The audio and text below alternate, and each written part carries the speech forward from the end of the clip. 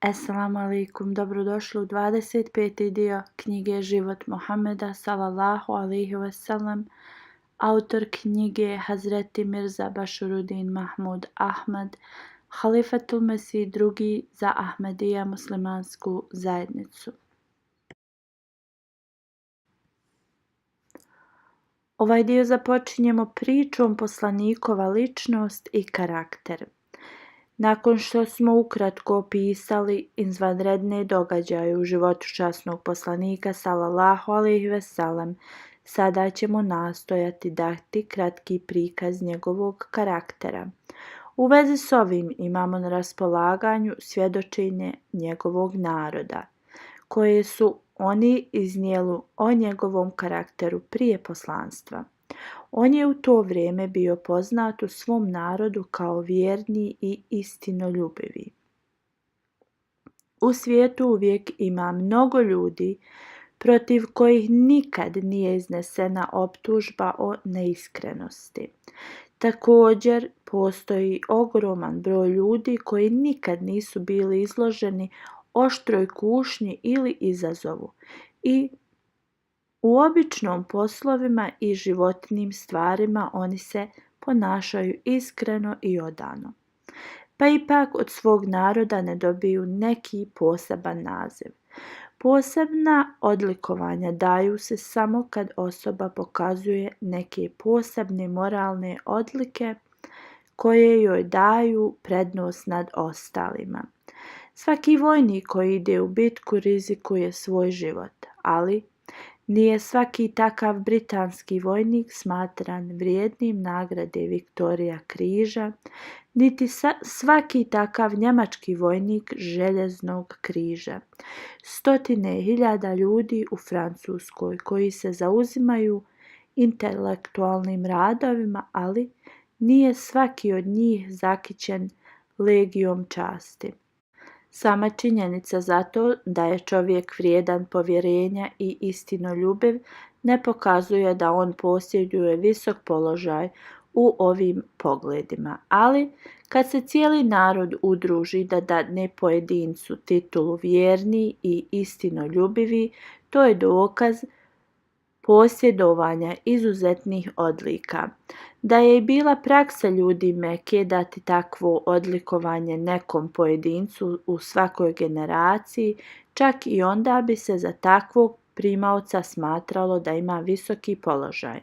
No u historiji Mekke i Arabije nema nikakvog pokazatelja da je bilo uobičajeno za Arape da ove ili slične titule daju uglednim pojedincima u svakoj generaciji. Naprotiv, kroz stoljeća arapske historije nalazimo da je to bio samo slučaj s časnim poslanikom Islama, da je njegov narod dao nekome ove titule vjerni i istinoljubivi. To je dokaz činjenice da je časni poslanik sallallahu alejhi ve sellem posjedovao ove odlike na tako uzvišenom stepenu da se u znanju i sjećanju njegovog naroda nijedan drugi pojedinac nije mogao smatrati ravnim njemu u tom pogledu. Arapi su bili dobro poznati po svojoj oštroumnosti i ono što oni izaberu za rijetkost mora uistinu biti rijetko i jedinstveno. Kad je časni poslanik sallallahu alejhi ve sellem pozvan od Boga da primi teret i odgovornost poslanstva, njegova žena Hatidža radijallahu anha svjedočila je o njegovim visokim moralnim vrlinama, događaj koji je naveden u biografijskom dijelu uvoda. Mi ćemo sada prikazati neke od njegovih visokih moralnih vrlina tako da čitalac može poštovati čak i one aspekte njegovog karaktera koji su općenito bili nepoznati. Salli ala nabiyina,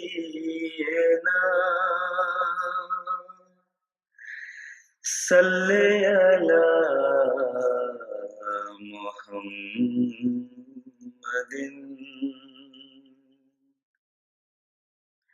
Poslanikova sallallahu alejhi ve sellem čistoća uma i čistoća tijela. Preneseno je o časnom poslaniku sallallahu alejhi ve sellem kako je njegov govor uvijek bio čist i kako nije, za razliku od većine svojih suvremenika, sebi dozvoljavao upotrebljavati zakletvu. Ovo je bilo nešto izuzetno za Arapa. Ne mislimo da su Arapi u vrijeme časnog poslanika po navici sebi dopuštali ružan govor, ali nema sumnje da su imali naviku velike upotrebe zakletvi, naviku koja među njima traje čak i do danas. Časni poslanik sallallahu alejhi ve sellem je međutim imao toliko poštovanje prema Bogu da nikada nije spominjao njegovo ime u neprikladnim prilikama. Bio je veoma brižljiv, čak i vrlo osjetljiv u pogledu fizičke čistoće. Nekoliko puta dnevno bi četkao zube i u toliko je mjeri to prakticirao da je ponekad govorio kako bi učinio obaveznim za muslimane da svoje zube peru prije svakog namaza, da se nije bojao kako bi ta naredba bila teška. Uvijek je prao ruke prije i poslije jela. Nakon što bi jeo bilo šta kuhano, uvijek bi isprao usta i smatrao bi poželjnim da svaka osoba koja jede bilo šta kuhano treba izaprati usta prije dolaska na namaz. U islamu džamija je jedino mjesto okupljanja propisano za muslimane. Časni poslanik sallallahu alejhi ve sellem je zato posebno isticao čistoću džamija, pogotovo u prilikama kad se očekuju da će se ljudi u njima okupiti. On je naredio da se u takvim prilikama u džamijama treba zapaliti tamjan da očisti zrak. Također je dao smjernice da niko ne ide u džamiju kad se ljudi tamo okupljaju nakon što jede bilo šta što može proizvesti neugodan miris. Bio je uporan u tome da se ulice održavaju čistim, da ne bude grančica, kamenja ili bilo kakvih predmeta koji bi mogli smetati ili izazvati neugodnost. Kad god bi lično našao takvo nešto ili neki predmet bačen vani, on bi to uklonio. I govorio je kako osoba koja pomaže da se ulice i putevi održavaju čistim i sigurnim ima duhovnu zaslugu u Božjim očima. Preneseno je kako je naredio da se javni prolazi ne trebaju upotrebljivati da izazivaju smetnju, niti da se nečiste ili nepoželjne stvari ili predmeti bacaju na ulicu, niti da se ulice prljaju na bilo koji drugi način, jer svi takvi postupci su Bogu nemili. Nastojao je da se svi dovodi vode namijenjeni za ljudsku upotrebu drže čistim. Na primjer, zabranio je da se bilo šta baca u stajaću vodu što je može zagaditi i da se bilo koji rezervoar vode koristi na način na koji se voda može onečistiti. Salli ala nabiyina, salli ala Muhammadin.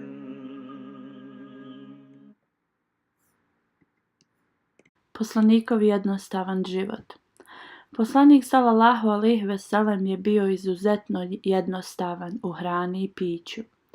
Nikada nije izrazio nezadovoljstvo loše pripremljenog ili slabo skuhanom hranom. Ako je mogao jesti takvu hranu, jeo bi, kako bi osobu koja je pripremila poštedio razočarenja.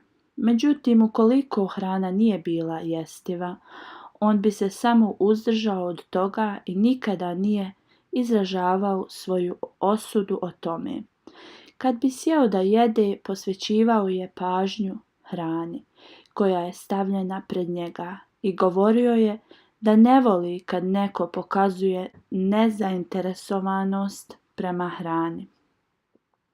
Kao da je osoba koja je jede visoko iznad toga da posvećuje pažnju stvarima hrane i pića. Kad mu je bilo dato bilo šta od hrane, uvijek bi to dijelio s prisutnima. Jednom prilikom mu je neko dao hurme. On je pogledao unaokolo i nakon što je procijenio broj prisutnih ljudi, podijelio ih je jednako među njima. Svaki od njih je dobio 7 hurmi. Ebu Hurejra radijallahu anhu prenosi da časni poslanik sallallahu alejhi ve sellem nikada nije jeo do sitosti, čak ni ječmenog hljeba. Jednom prilikom, dok je prolazio putem, opazio je da su neki ljudi okupili oko pečenog jareta, spremni da uživaju u gozbi. Kad su vidjeli časnog poslanika sallallahu alejhi ve sellem, pozvali su ga da im se pridruži, ali je on odbio. To nije bilo zato što on nije volio pečeno meso, nego zbog činjenice što nije odobravao da ljudi prave gozbe na otvorenom, gdje ih mogu vidjeti drugi koji nemaju dovoljno da jedu. Preneseno je o njemu da je drugom prilikom uzeo pečeno meso. Ajša radijallahu anha je prenijela da časni poslanik sallallahu alejhi ve sellem nije do dana svoje smrti ni u jednoj prilici jeo do sitosti 3 uzastopna dana. Posebno je obraćao pažnju na to da ne treba ići nepozvan na jelo u kuću drugoga. Jednom prilikom ga je neko pozvao na jelo i zamolio da sa sobom povede još 4 osobe. Kad je stigao do kuće domaćina, uvidio je da se 5. osoba pridružila grupi.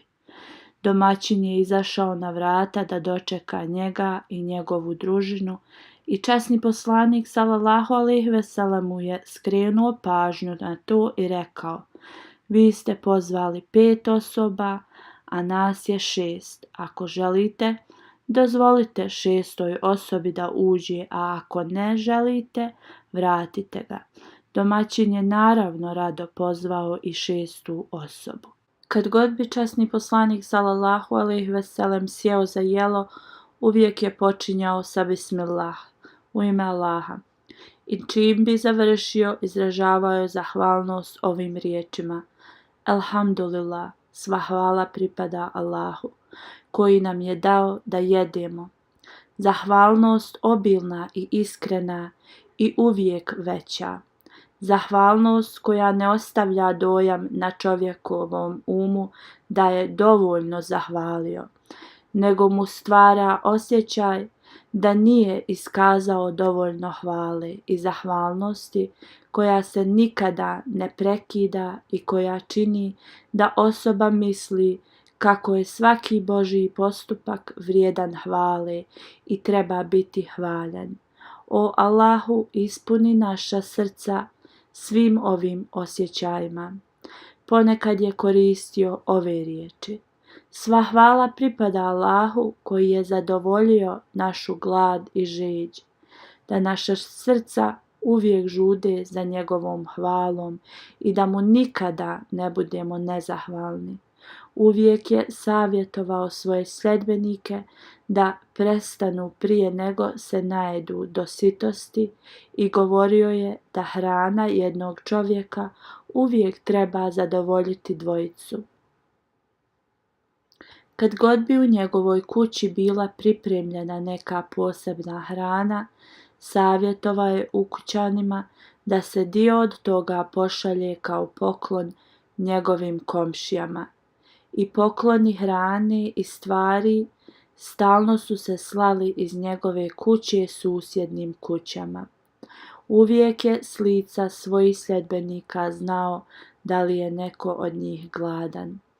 Ebu Hurejra radijallahu anhu prenosi sljedeći događaj.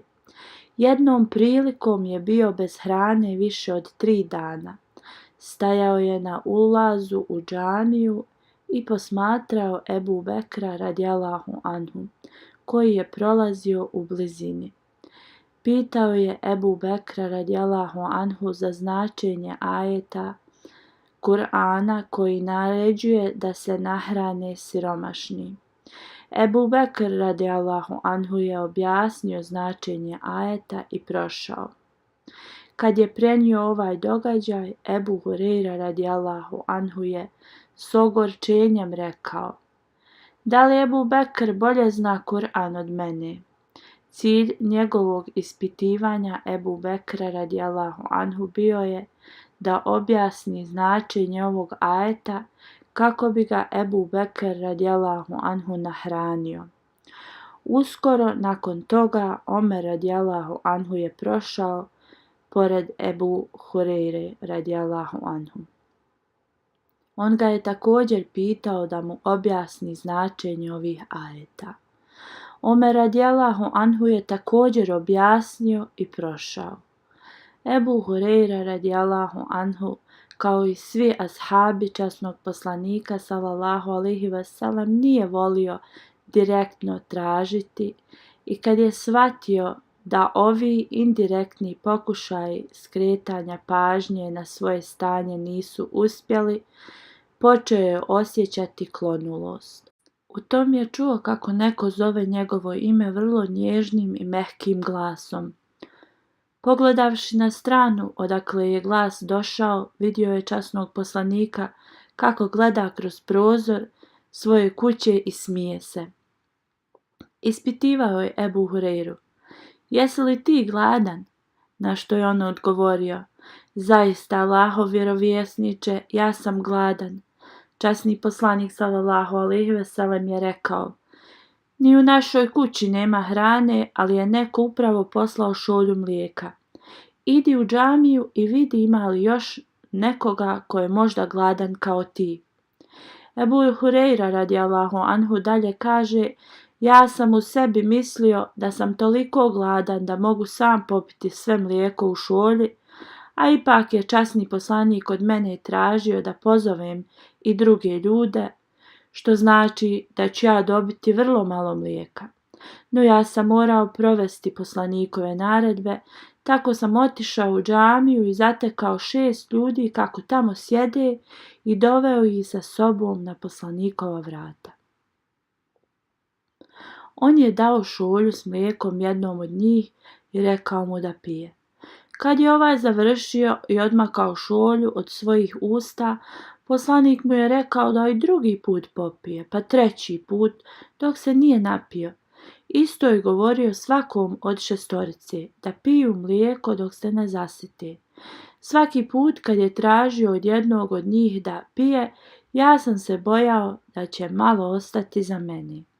Nakon što su se 6 napili mlijeka, poslanik sallallahu alejhi ve sellem je šolju dao meni i vidio sam da je u njoj još ostalo puno mlijeka.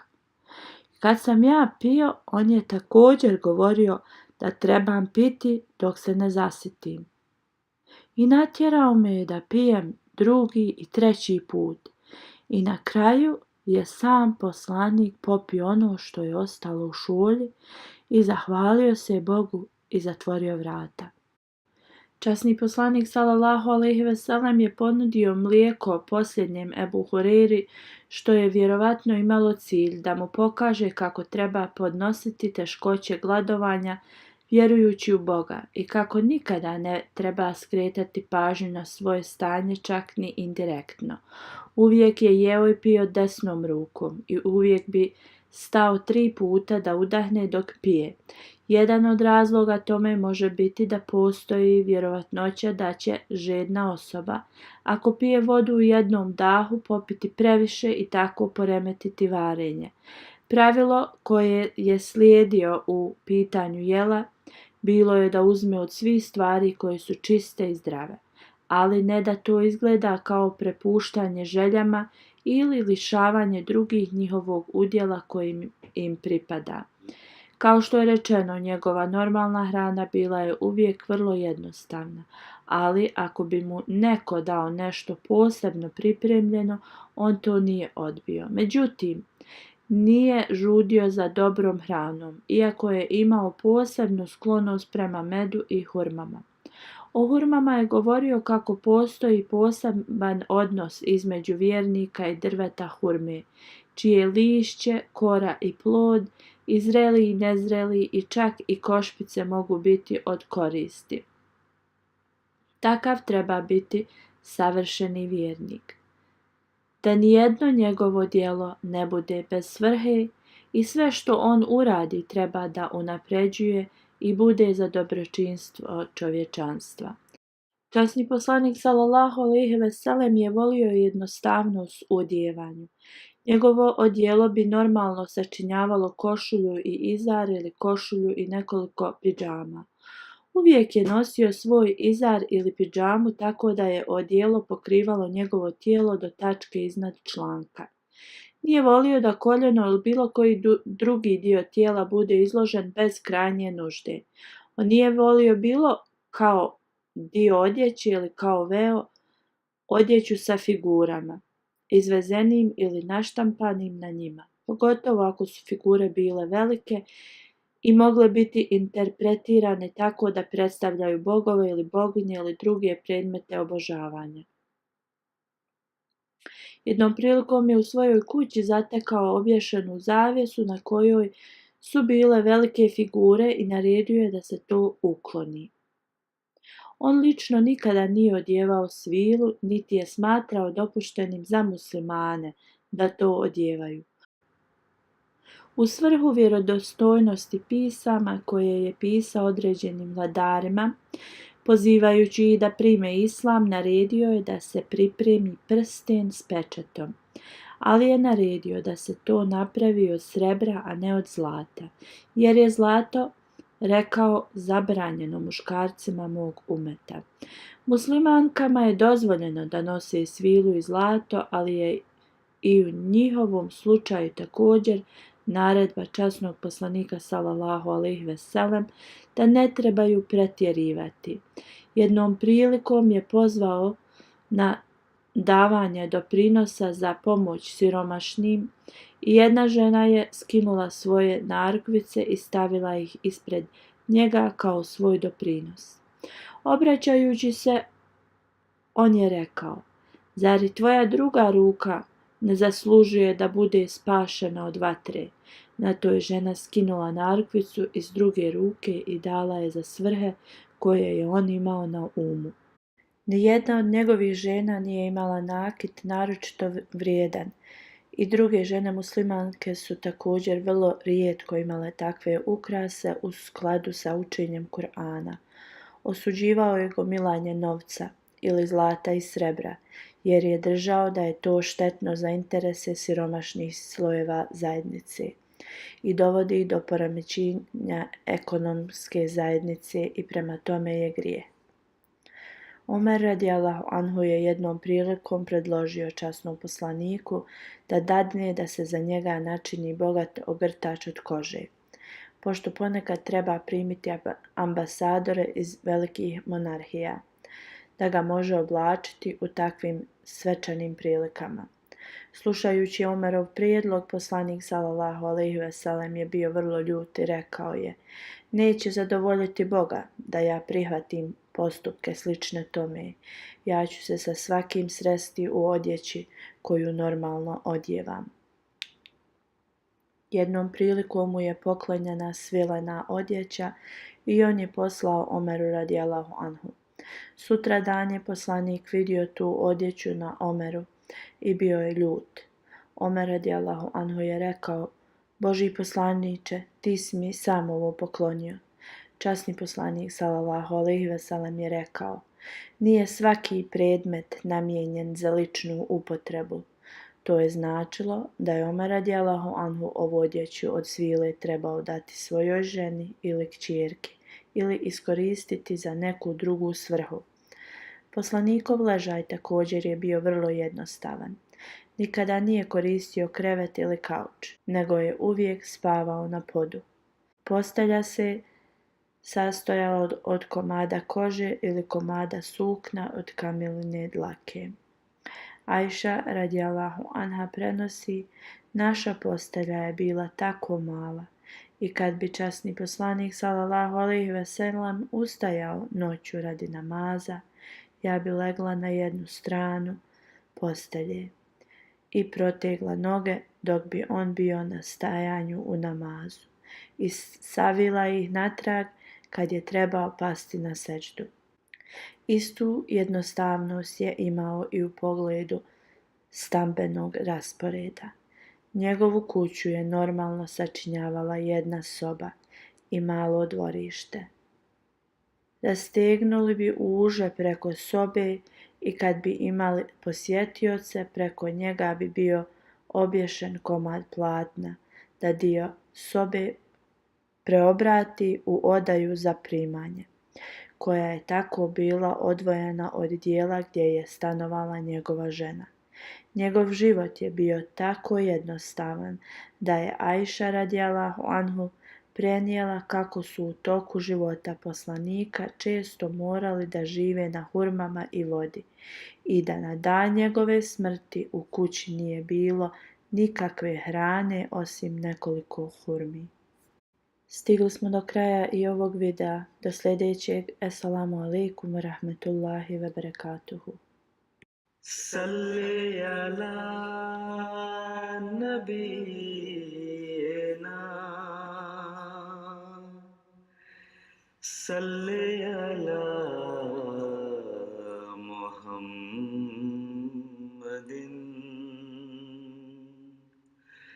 Salli ala nabiyina Salli ala Muhammadin